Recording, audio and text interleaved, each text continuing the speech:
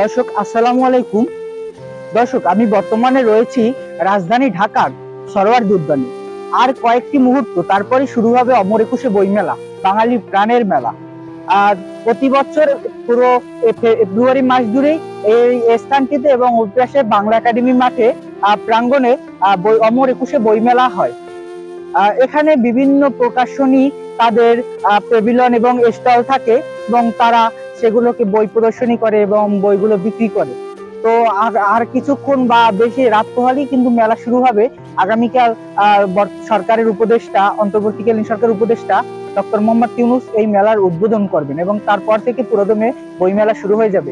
আমরা মূলত দেখতে এসেছি যেখানে কেমন কি প্রস্তুতি চলছে। তো একদম সেই মুহূর্তে প্রস্তুতি নিয়েছে এখানকার যে স্টল এবং প্যাভিলিয়নের যে প্রকাশনী মালিকরা, তারা আপনারা দেখতে আসছেন যে তারা তাদের স্টলটি এবং সুন্দর মতো সাজগোজ করতেছে এবং যেন তাদের বেচা বিক্রি বই ভালো হয় আর বই বেচা বিক্রি ভালো হয় সেগুলো তারা এখানে প্রদর্শনী বা বেচার জন্য সেই প্রস্তুতি বা এখানে শেষ মুহূর্তে তারা সাজগোজ করতেছে।